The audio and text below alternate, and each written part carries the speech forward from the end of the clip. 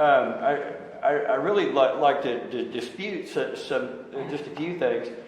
So somebody mentioned a handicap parking deck and the height requirement. The height requirement really doesn't have to be the entire parking deck. It just needs to be for the cars, the handicapped people, to be able to get to and from their parking spot. Somebody had mentioned those magnificent blocks that were handmade or whatever for right there on the site. That's incredible. Why don't we hire some people to build some more right there on site? They're probably just going to fall apart. You know that, right? And then absolutely anything can be restored with enough time and enough money. This building is kind of a waste. Wouldn't you think? I've been in that building. I've set up mobile homes for Bob's Family Housing down 400 since 2003. I've crawled around in some very, very nasty places. They're dilapidated. They're full of cockroaches, rotten places. This building is horrible. It will fall down. I'm not a professional. I'm not licensed. But I've been in some bad places. I have no interest in being in this building. I've been there. It's just going to fall down over time. People have lived there. They wanted to live there. And it just needs to go. That's really all I've got to say. The building looks like hell. Did you give your name? I'm sorry, my name is Neva Garrett. And I'm just a mom here in town. And I do a lot of showbiz, and I cast the extras for the Christmas in Homestead movie that the Hallmark Channel did last October. They rented that building for their costume building. The out-of-towners, the would-be tourists that we so desire, that we hope to bring in, they thought that building looked like hell. They were disgusted. It reeks of mold. It freaked them out. They didn't want to be in there. They changed their costumes and get out quickly.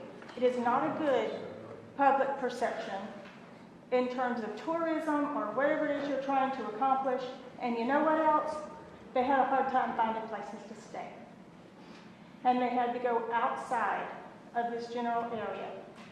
And that's a big money industry. And I don't know the politics. I've heard all kinds of different sides of it. But I guarantee you, that building is not in the interest of tourism and public perception. And the hotel would be. And that is my opinion. Say this, I'm not an expert at anything, but I am a professional in historic preservation. Now, most people know I've done 3 properties in this town already. I've done the Dahlonega Square Villa, which was the old Baker building of 1880. That place was a disaster. In 2008, I completely restored that building, and my return on investment was phenomenal. Absolutely phenomenal. I had my money back within just 3 years of that operation. And I replaced the floor joists, the electrical, the plumbing, gutted the place inside and out, and kept the historic property as it is today. The second property I did was the McGuire House. I invested $775,000 in that property. I yield about $575,000 a year. So don't tell me about return on investment, because I've done it already. I just spent $675,000 on the Higgins house, and that place was an absolute crumble zone. The seals were rotted out, the plumbing, the electric, the whole house was crumbling and falling down. I took the house from the ground up and completely rebuilt the entire place. And let me tell you about what my return is. About 26% on my money, because it's going to be an event center. So my wife and I have spent millions of dollars in this town trying to preserve history here, and I need some help. I need a board that understands. I need a city council that understands that historic preservation is so important for us, for tourism and all that we do here.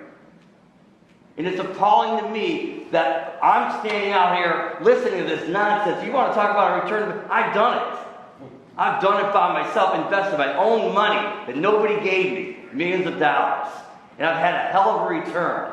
And there's no reason in the world why I can't rebuild that place too. It fits the town. What they want to do looks like hell. Thank you very much. Michelle Kraft, Du Bois. I am the owner of Forest Hills Resort. My family has built that resort. We've been here for 40 years, supporting tourism and this lovely town. And I think tourism matters here. We survey all of our guests after they stay with us, and their biggest reason for staying is experiencing downtown Dahlonega. I'm so nervous, sorry. And that's a huge thing. And so we have to think about, are we adding to that experience or are we going to be taking away from it? Our surveys show us the experience of the downtown Dahlonega. It's not the wineries, as lovely as they are. It's not the mountains. It's not a lot of things. It is experiencing the historical value of this town, and it's really not something that we can take lightly. You know, I sat inside Spirit's restaurant and I was looking out the windows and I was thinking, wow, if I was looking out to a hotel, that would be a little bit sad to me. I mean, that doesn't add to it. College is taking away from our experience, and our little square is getting smaller and smaller. To me, I don't think she really cares about what this town does. Her stunt with the KKK sign really cost our property a lot of money. We had cancellations, several, and still continue to get them from people who don't feel safe coming to our town because they think that we're racist. Even just a couple of weeks ago, I'm still dealing with that. I've heard people say we need a hotel. Well, the occupancy rate of most of the hotels are around 25% to 50% if you're lucky. That means you're full on the weekends, but you're really kind of dead during the week. So we need to promote our town more during the week to try to increase occupancy to make hotels go. So adding another hotel would really just be taken away from everybody else.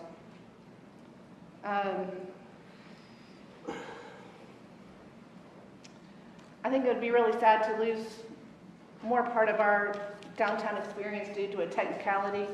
You know, I don't think it's about what we can do, but more about what we should do. And the more we can save to want to give historic value, the better off we are as a whole. I think tourism is a really important industry here, and whatever we can do to maintain that is important. Thank you. Oh, Lamar Bates. When we talk about the Butler Building, it is a linchpin for the hotel, bottom line.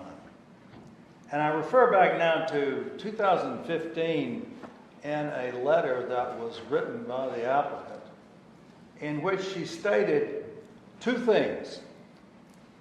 She was going to make a hotel, or put in a hotel that would have a period appearance. The period appearance would be like the other buildings in downtown Dahlonega.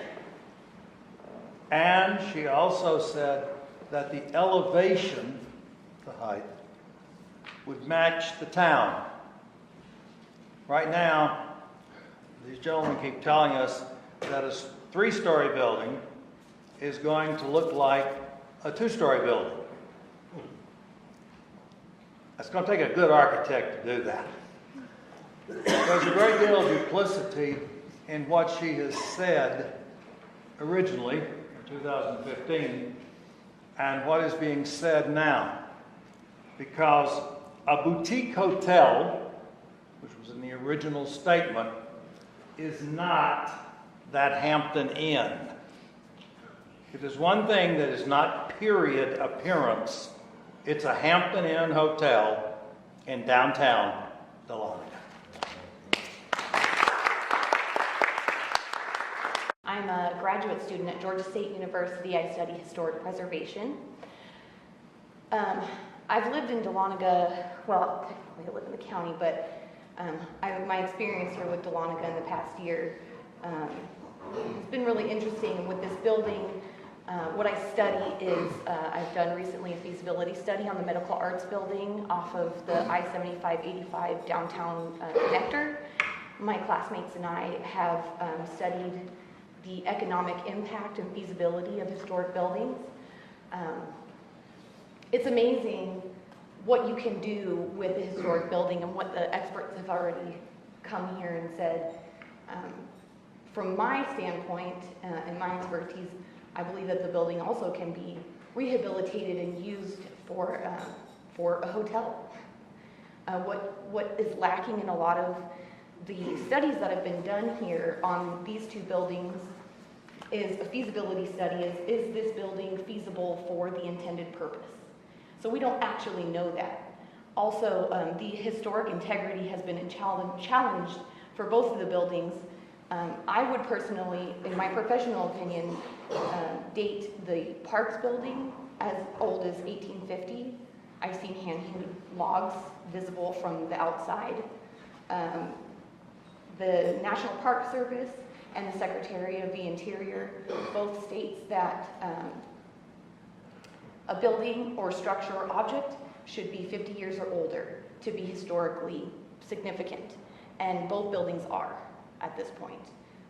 So they would both be eligible at that point for tax incentives, grants, especially as Dahlonega has a CLG status. Dahlonega, the city could ask for grants. The applicant can also ask for grants for building and specifically for rehabilitation purposes, restoration from the National Park Service, also from the state. None of that has been built into the proposals that I've heard today, that the research that I've done before the meeting today. The buildings are both historically significant. I don't have enough time to go into that.